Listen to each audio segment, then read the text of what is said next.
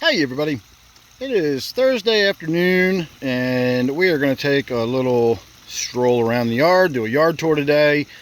We are pretty much at peak flower at this point, and so we're going to take advantage of that. We do have a few more flowers that will be blooming later in the summer, but for now we're pretty much at the maximum amount of flowers blooming at any one given time, so we get sort of maximum impact right now. You can see these big lilies are blooming. These are absolutely amazing. I've already cut several and taken them into the house. The fragrance on these is just incredible. You can smell them a block away if the breeze is blowing in the right direction. These just smell absolutely amazing. These are probably our favorite flowers in the yard, and they don't always do well. We have trouble with them getting enough sun, and so this year we cleared these bushes away enough, partially to make the pond. It exposed them enough that they really got enough full sun, or enough sun that they were able to really fully open up and bloom and look and smell fabulous. They are just absolutely fantastic lilies. I do not remember the cultivar. I can never remember the name of those lilies, but they are just absolutely incredible smelling. So otherwise, the pond is, we'll save that. I'll do actual updates on the pond on my fish keeping channel, Everyday Fish Keeping. If you're not familiar with my other channel, if you're only watching my outdoors channel, I do have my fish keeping channel, and this is where we do all of our updates on the pond and everything. I consider that part of my fish keeping hobby as much as it is part of my yard. So we're not going to spend a lot of time talking about that. We got a lot to go over as it is, and I don't want to spend a lot of time talking about the pond. So we've got phlox in bloom.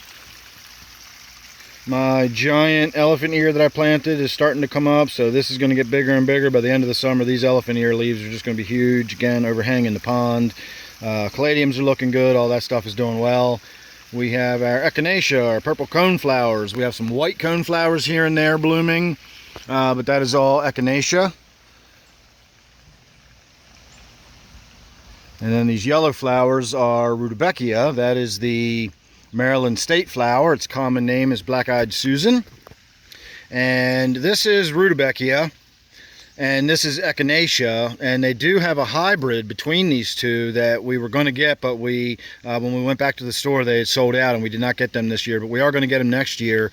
And it is called echinacea, and it is a really pretty blend of the two, the rudbeckia and the echinacea, and that's where you get echinacea. I guess they could have called it a rudinacea. Would have been the other option. So that's a really good looking plant that hopefully we will have next year. Again, more phlox. Our tiger lilies are finally starting to bloom. For anybody that's interested in the tiger lily bulbs, I should be able to collect up some of those. I know I have a few of my regular viewers every year that like to get some tiger lily bulbs from me. So you can hit my email, contact me on them. Butterfly bushes are starting to bloom. We cut them way back this year, so it's taken a little while for them to get up into blooming size. We're in the middle of July now, and they're finally really just starting to open up. And of course, more phlox and more echinacea and so on and so forth. And you can see the same for up here. We'll look at some of those flowers a little more closely as we get up there. But this whole hillside right now, it's a little past its prime. The hostas are kind of fading away. We've had some kind of foul weather the last few days. It hasn't really been conducive to getting out here and doing a lot of video, and so I've had to sort of wait. And so you can kind of see the hostas are past their prime. You can imagine all of those spikes had purple flowers on them over the last few days. And so you get an idea, you know, what the hosta flowers look like. And so you can imagine just, you know, hundreds and hundreds and hundreds of these everywhere. So more phlox. That is one of the new cone flowers we got. That's a nice red color. We do have a few of the newer cone flowers in a couple spots around here. What else do we have down here that is fairly new? We have put in some astilbe. You can see these purple spikes through here. So there's some various stuff. There's a few other little odds and ends mixed in through this hill. Here's a roadside orange daylily, but it's a double header. And so that's an interesting one. And of course, these are the remains of our foxglove. So the foxglove are all long since passed. More phlox back here. More coneflower. So over here, you can see we have caladiums all along the walk. We have this tiered planter with the petunias in it. Of course, more of the rudbeckia. I'm not sure what this orange flower is, but I like it. I think it's butterfly weed. We have a green hydrangea in the corner there. A lot of different stuff going on over here. Of course, my wife sets up our planters. We got all those sitting out here. Got more planters over here. More tiger lilies that are actually above my head at this point. They're so big. I can never remember what this is, but I really like this plant too. It's a really dainty little pink flower. It's really pretty. That is a new one too, and I can never remember the name of this one. My wife says it every time we look at it, and I can never remember what it is. There's a tag in the ground down there, and I cannot read it, so I'm not going to bother to try. So if you don't know what that's called already, then it's some kind of big bushy looking orange flower, but it's got really pretty flowers on it. I really like it.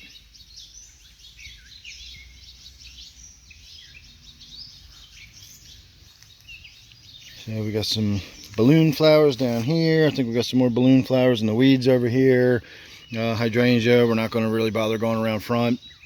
You can see our Rosa Sharons are blooming, so we've got just Rosa Sharon flowers everywhere.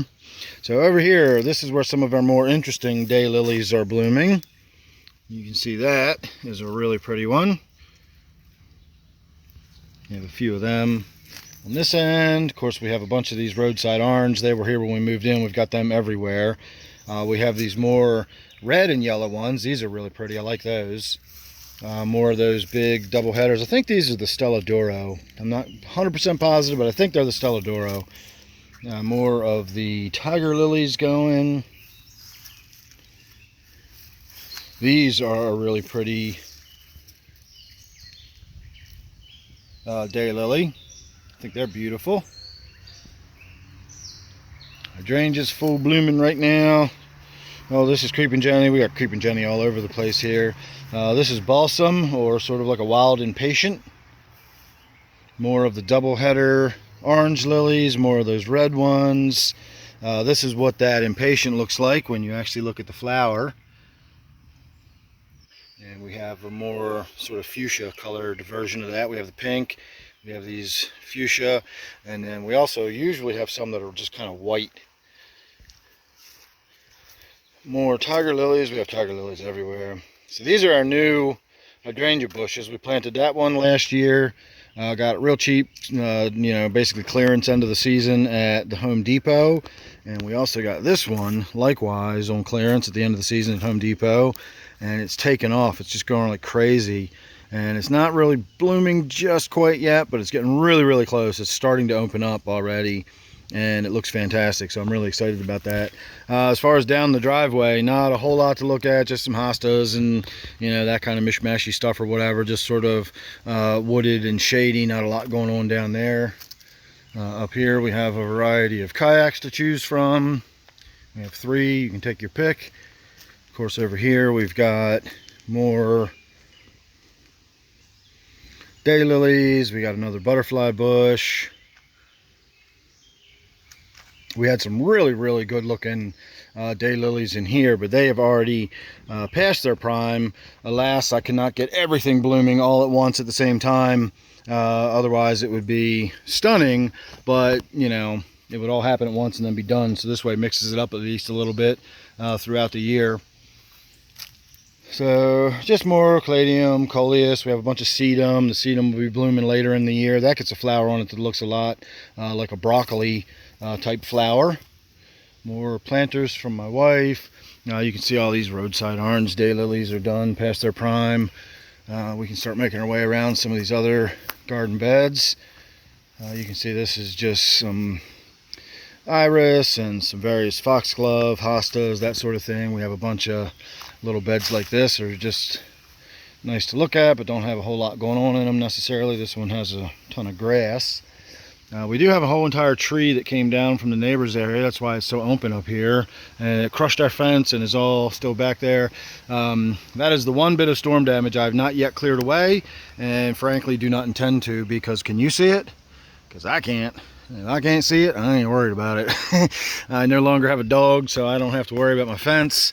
I just do not care about what's happening up in the woods in that corner, so I'm going to leave that alone. Again, more of these beds. Got these little beds all over the place. And now when we look at the top side of this bed, you can see we've got a hydrangea there.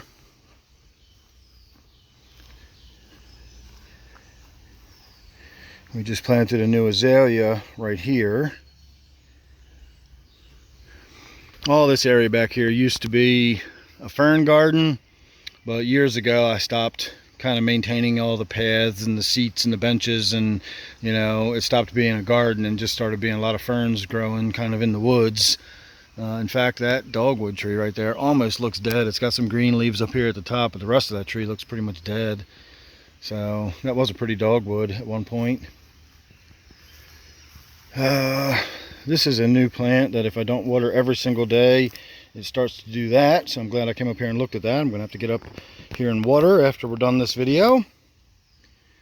Got the hydrangea, again looking down from the top. Just looks very much different. This is what the Rose of Sharon flowers look like. It's a hibiscus flower. Rose of Sharon is a hibiscus, type of hibiscus. And so we have the pink ones, we have the white ones, and then we have sort of a purpley colored one, and we have them everywhere. In fact, you can see the purpley colored one right there. We'll get to it. We also have bee balm. Don't know if you're familiar with bee balm or not, but it looks like a little firework going off. Really cool little plant. It smells amazing.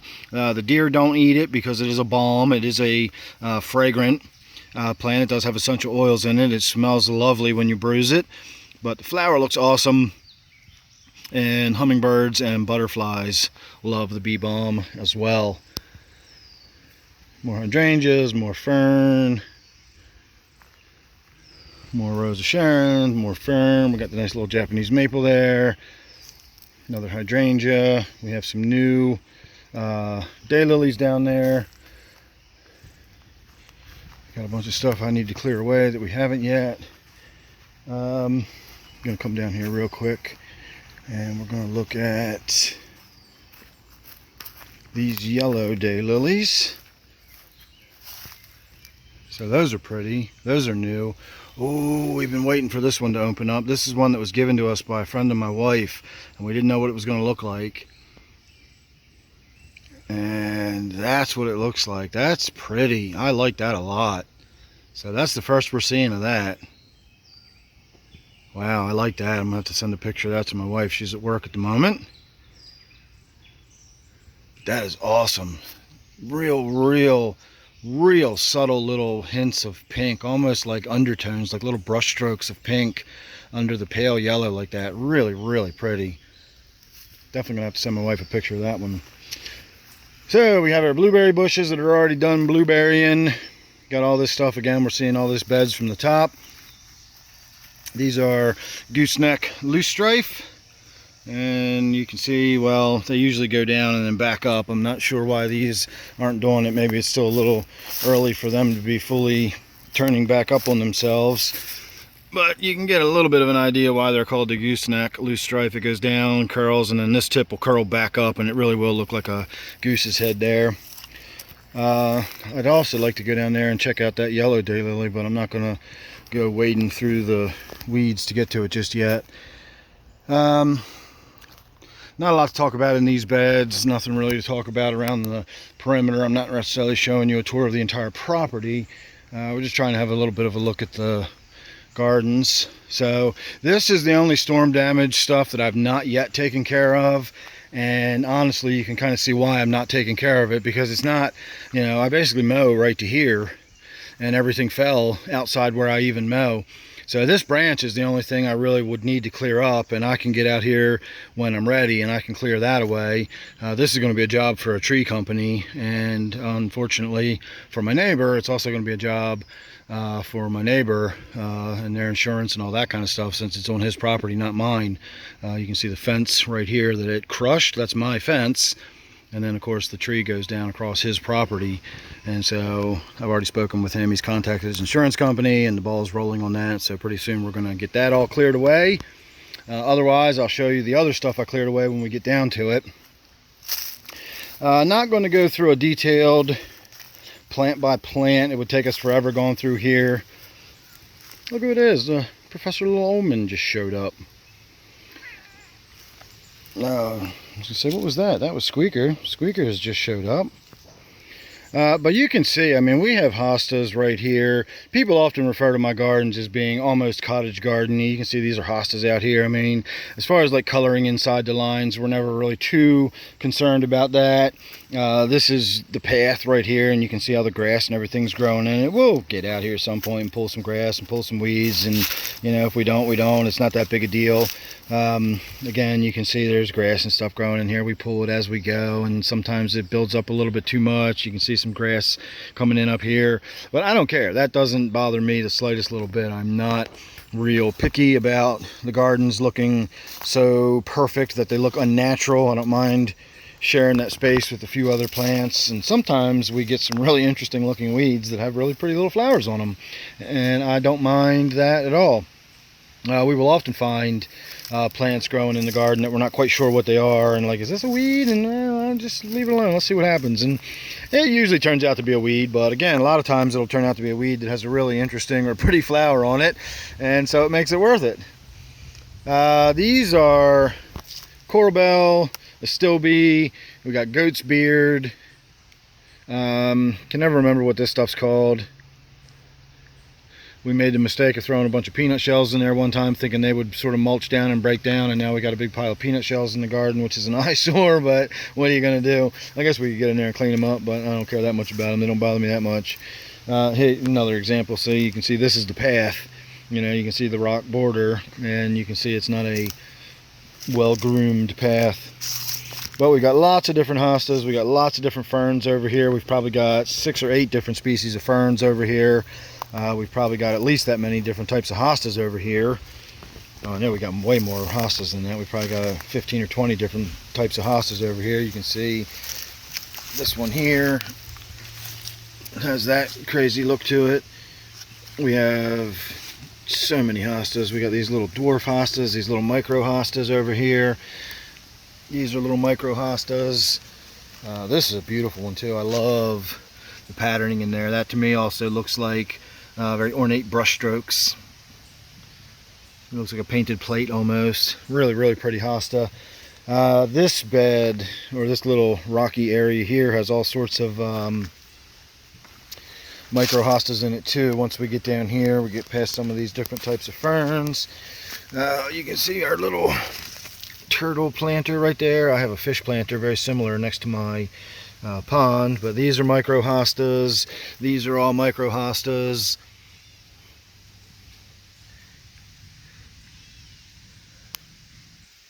That's actually a micro hosta, believe it or not.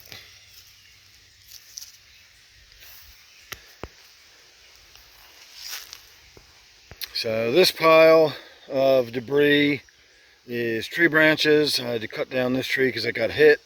That pile of debris over there is more tree branches. You can see where it actually hit the ground and landed right here and crushed a few things, but that's mostly just hostas, so they'll all stand back up. Fortunately, our new azalea, one there's an azalea right there. We have a piece of pottery right there, you know, that big turtle planter stand, and we have another azalea right here, and none of those got hit.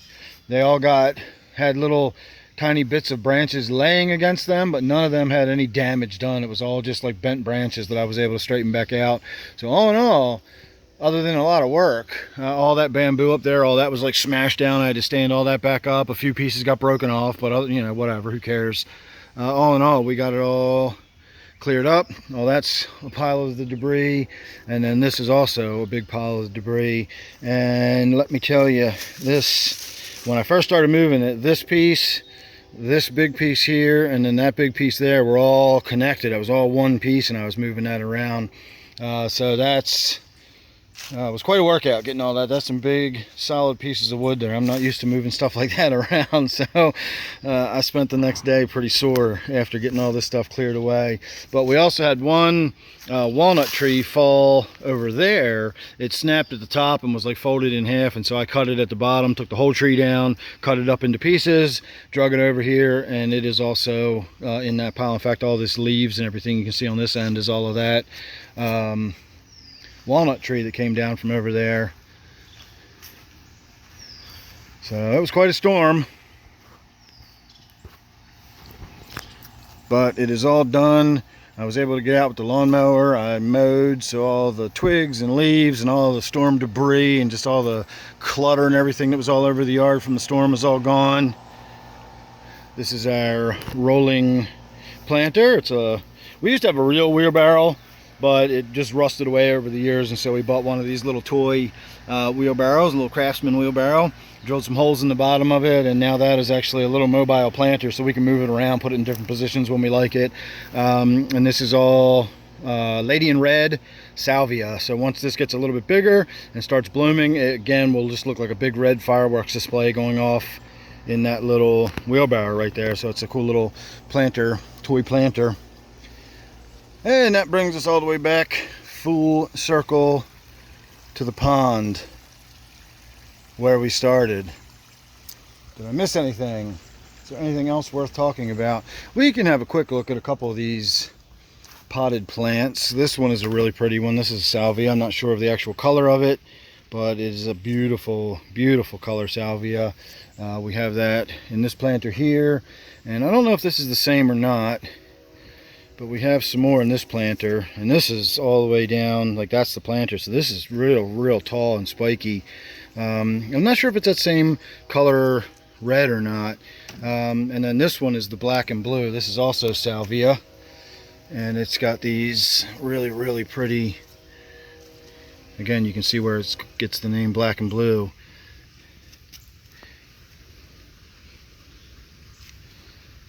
And then caladiums along the sidewalk.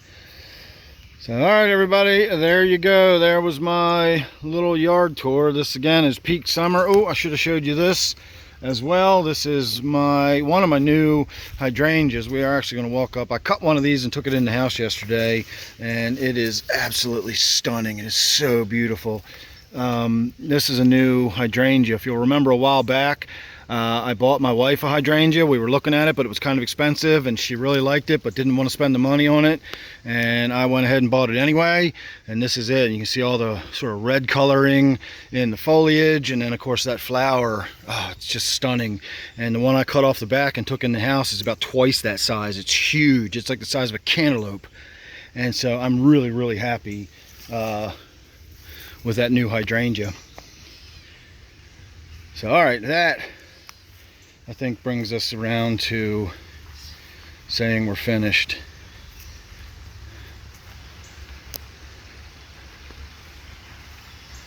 So, alright everybody, thanks for watching. Make sure you're subscribed. Don't forget to ring the bell so you don't miss any notifications. I don't post videos too terribly often on this channel, but if you're interested in tropical fish keeping, check out my other channel, Everyday Fish Keeping. I'm pretty sure there's a link down below. If not, just type in Everyday Fish Keeping on YouTube and you will find me. So thanks for watching this one. Hope you enjoyed that one. I look forward to seeing you real soon on the next one.